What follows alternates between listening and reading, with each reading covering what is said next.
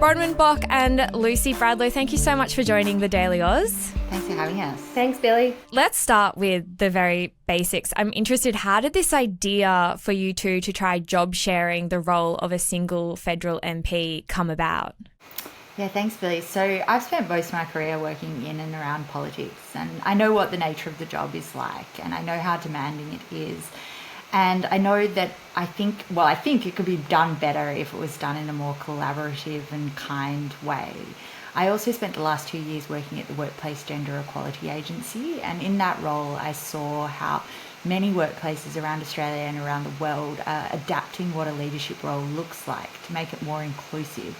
And that includes things like bringing in flexible work and including job sharing roles. And so I thought, why couldn't Parliament do the same thing? Both Bronwen and I have a great desire to serve our community and to have an impact on our community and make sure that they have the best possible representatives at the federal Parliament level. And so I approached Bronwen and said, what do you think about doing this together? And Bronwen, the response from you? Yeah, when Lucy approached me with the idea of campaigning as a job share for the seat of Higgins in the next federal election, it was such a no-brainer for me to say yes. I strongly believe that Parliament should be like any other workplace where job sharing, flex working options are available to all people. And I mean, I'm a mum of 3 small children, so it's something that I've come up against, the concept of trying to marry flex work and leadership throughout my career as an investment banker, and then more recently doing, board roles and things like that. And it's no small feat, it hasn't been for me, and for so many around me, people around me, I see them trying to marry leadership and flex work.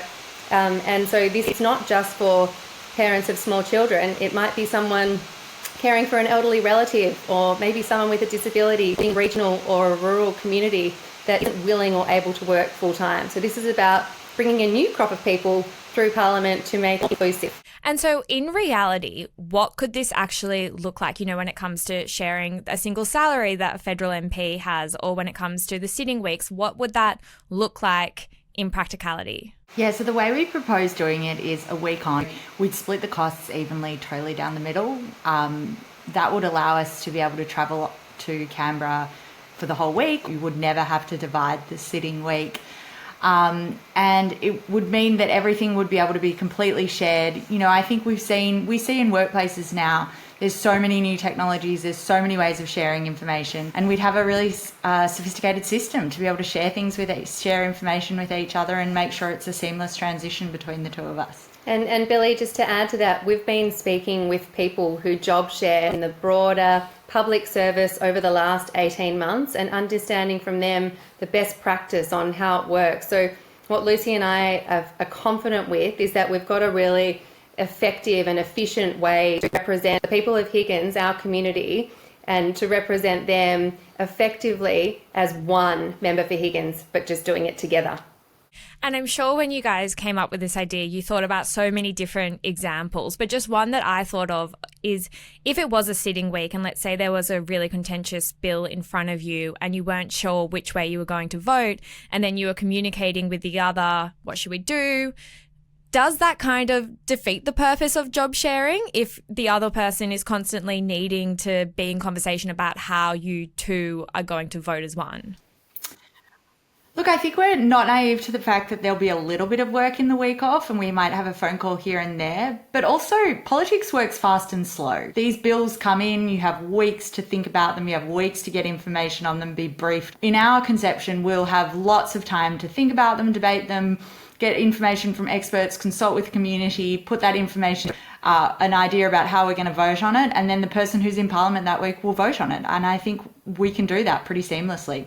Now, you've both said that there is no legal barrier to job sharing the role of a federal MP. As I'm sure you've heard, a few constitutional experts have pointed out that Section 57 of the Commonwealth Electoral Act does state that one member of the House of Representatives shall be chosen for each electoral division. What's your response to that? Well, we are one member. Our response to that is we are going to be one member for Higgins. It'll be 2 people acting as one member, but there's nothing that refers to a single person or a one person. It just says one member.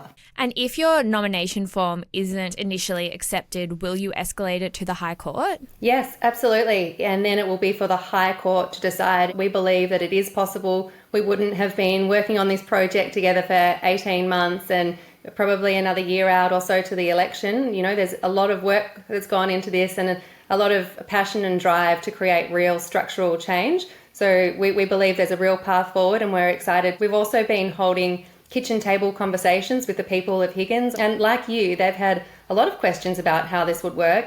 But as we talk them through it, they start to understand that, and all of a sudden their mind then goes to, oh, and then there's a whole lot of benefits here as well. You're bringing two sets of skills and experience to the role.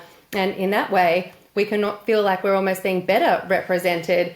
And so there's a lot of interest from people and support from people in our community for this concept. I think the first question that a lot of people had when they heard about this, apart from the legalities around it, is what if there's a big argument?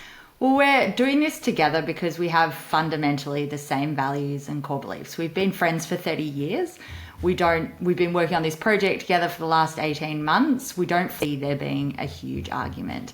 There will be disagreements over things for sure. And in that case, we will discuss it and we will just debate it and we will consult with experts and come up with the best answer for the community. So you're running for the seat of Higgins in Melbourne, as you mentioned. What has the initial response from the community been? I think Bronwen talked about the fact that we've been doing these kitchen table conversations, which have been absolutely fantastic. And an essential part of our campaign is that we're community-backed candidates. We're Higgins people.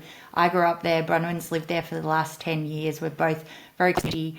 And these conversations have been great because there's been an opportunity for us to hear from people what they think about Higgins, what they would like to see improved about Higgins, what they'd like to see improved about politics in general. And I think that one of the things that we keep coming up against is people want to see a difference in power. They're tired of the two-party system.